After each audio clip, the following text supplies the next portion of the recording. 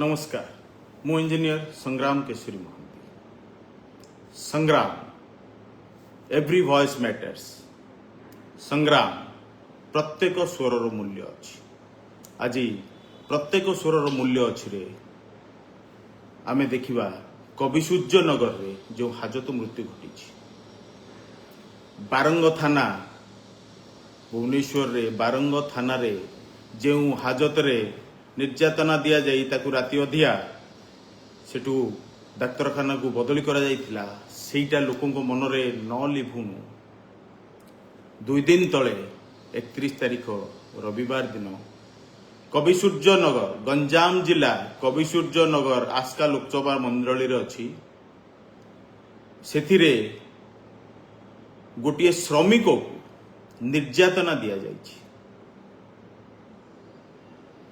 घटनाटा एपरी घटी मे मास 20 तारिख रे गोटे पथर कुआरी रे अचानक चढ़ाऊ करथिला पुलिस माने सेमानक ऊपर को किछि लोक आक्रमण करथिले।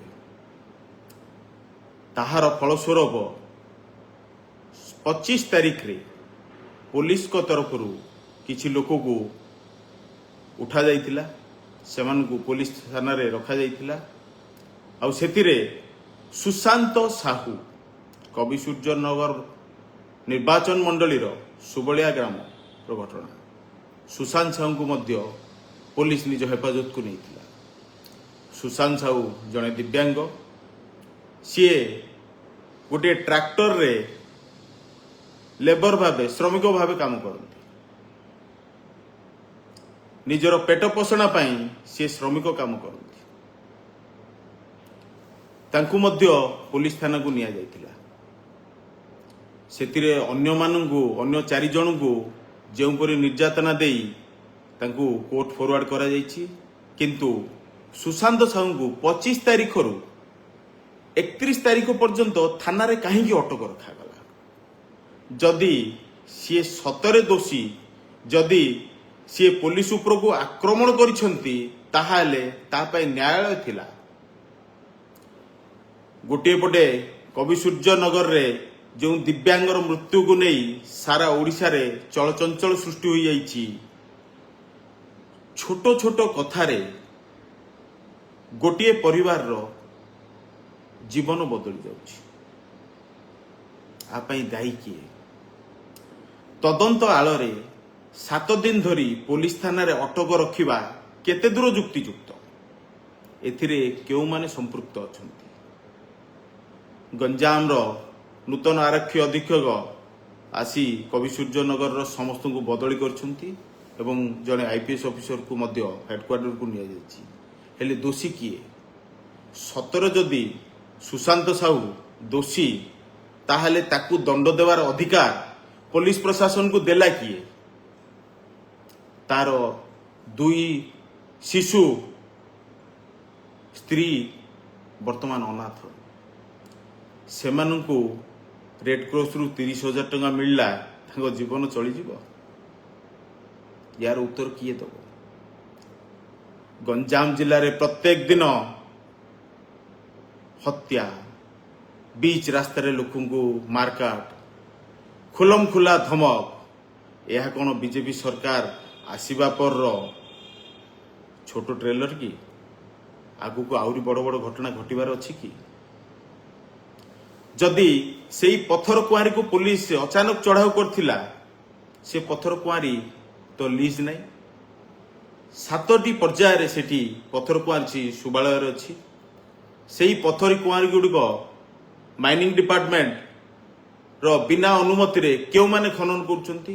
यार मुख्य कॉर्पोरेट दाता को गिरफ कला कि पुलिस ना खाली श्रमिक मानक ऊपर निर्यातना देबा पई पुलिस आगबर होउची। गंजाम जिल्ला रे प्रत्येक निर्वाचन मंडली रे बाली कुआरी पत्थर कुआरी मोरम कुआरी खुलम खुला बीजेपी रो नेता माने लुटिबारे व्यस्त अछंती। ता पई पुलिस प्रशासन नहीं दिन दहाड़े सरकारी जगह लुटुतिले प्राइवेट जगह मोरम खोली नौचंदी खुलम खुला ता पई माइनिंग डिपार्टमेंट चुप पुलिस प्रशासन चुप ମରୁଛି କିଏ? ସାଧାରଣ ଶ୍ରମିକ। ତା ପାଇଁ କିଏ ଅଛି? ତା ପାଇଁ ରେଡକ୍ରସ 30,000 ଖାଲି ଅଛି ନା ତା ପାଇଁ ସ୍ୱର ଉଠାଇବା ପାଇଁ ଲୋକମାନେ ଆଗଭର ହେବେ? ଗଞ୍ଜାମ ଜିଲ୍ଲାରେ ବିଧାୟକ ମାନେ ନିଜ ନାମରେ ଫଳକ ପୋତି ଛକର ନାଁ ପରିବର୍ତ୍ତନ କରିବାରେ ବ୍ୟସ୍ତ। କିଛି ବିଧାୟକ ବାଲି ଲୁଟିବାରେ ବ୍ୟସ୍ତ। ଆଉ କିଛି ବିଧାୟକ ସାଂସଦଙ୍କ ନାମ ରଖିନଥିଲେ ଫଳକରେ ବୋଲି ସାଂସଦଙ୍କ ପ୍ରତିନିଧି ବାଡେଇକି ଭାଙ୍ଗିବାରେ ବ୍ୟସ୍ତ। ୟାଙ୍କ ଭିତରେ ଯଦି ପ୍ରତିଦ୍ୱନ୍ଦିତା ଅଛି, ସାଧାରଣ ଜନତାଙ୍କ ପାଇଁ କିଏ? ଏହି ଘଟଣା ଘଟିବାର 24 ଘଣ୍ଟାରୁ ଉର୍ଦ୍ଧ୍ୱ ସମୟ ବିତିଗଲାଣି। ନା ବିଧାୟକଙ୍କ ଦର୍ଶନ ଅଛି, ନା ଆସ୍କା ସାଂସଦଙ୍କ ଦର୍ଶନ ଅଛି। ବୋଧେ ତାଙ୍କର 2 ବର୍ଷ ପୂର୍ତ୍ତି ଅବସର ଆସୁଛି ତ ସେ କାର୍ଯ୍ୟରେ ବ୍ୟସ୍ତ ଥିବେ। ନିଜର 2 ବର୍ଷ ରିପୋର୍ଟ କାର୍ଡ ଦେବେ ନା। ଗଞ୍ଜାମ ଜିଲ୍ଲାର ଉନ୍ନତି, ଆମେ ବାଲିଘାଟ ଲୁଟିବାରେ ବ୍ୟସ୍ତ ହେଇଗଲୁଣୁ, ମୋରମ କୁଆରୀ ଲୁଟିବାରେ ବ୍ୟସ୍ତ ହେଇଗଲୁଣୁ, ପଥର କୁଆରୀକୁ ମଧ୍ୟ ଛାଡ଼ିନୁ। ଲାଷ୍ଟକୁ ମଣିଷମାନଙ୍କୁ କାହିଁ ଛାଡ଼ିବା? ସାଧାରଣ ଜନତା ସ୍ୱର ଉଠାନ୍ତୁ, ଲୋକଙ୍କୁ ସଚେତନ କରାନ୍ତୁ, ଦୁର୍ନୀତି ବିରୋଧରେ ସମସ୍ତଙ୍କୁ ଚେତାନ୍ତୁ। ଏହି ଘଟଣା ଗଞ୍ଜାମ ଜିଲ୍ଲାରେ ଯେଉଁ ପ୍ରକାର ଲଜ୍ଜାଜନକ ପରିସ୍ଥିତି ସୃଷ୍ଟି କଲା ପୁଲିସ ପ୍ରଶାସନର ପାରିବା ପଣିଆକୁ ନେଇକି, ତାହା ଚାରିଆଡ଼େ ଏବେ ଢିଣ୍ଡିମ ବାଜିଲାଣି। କେଉଁ ପ୍ରକାର ଭାବେ ଗଞ୍ଜାମରେ ଆଇନ ଶୃଙ୍ଖଳା ପରିସ୍ଥିତି ବିଗିଡ଼ିବାରେ ଲାଗିଛି। ବ୍ରହ୍ମପୁରରେ ବିଚ୍ ରାସ୍ତାରେ ସ୍ତ୍ରୀ ସମ୍ମୁଖରେ ସ୍ୱାମୀକୁ ମାରୁଥିବାର ରାସ୍ତାରେ ନଜର ଅଛି। ହିଞ୍ଜିଳି କାଉଟରେ ଗୋଟେ ଛୋଟିଆ ଶିଶୁ କନ୍ୟା ଆଗରେ ତା ମାକୁ ହତ୍ୟା କରିବାର ନଜର ଅଛି। ବର୍ତ୍ତମାନ ପୋଲିସ ହେଫାଜତରେ ସୁଶାନ୍ତ ସାହୁଙ୍କୁ ଯେଉଁ ନିର୍ଯାତନା ଦିଆଯାଇଛି, କାଳେ ତାଙ୍କ ସ୍ତ୍ରୀ ଅଭିଯୋଗ କରିଛନ୍ତି ଗରମ ପାଣି ଢାଳି ତାଙ୍କୁ ନିର୍ଯାତନା ଦିଆଯାଇଛି, ଲଙ୍କା ଗୁଣ୍ଡ ମାରି ନିର୍ଯାତନା ଦିଆଯାଇଛି। ତାଙ୍କ ଭାଇକୁ ଜବରଦସ୍ତି ପୋଲିସ ଥାନାରେ ଅଟକ ରଖି ଦସ୍ତଖତ କରାହଉଛି, ଡେଡ୍ ବଡି ନେଇକି ଯା, ନଚେତ ତୁମ ନାମରେ ମଧ୍ୟ ମିଥ୍ୟା କେସ୍ ଯୋଡ଼ିଦେବୁ।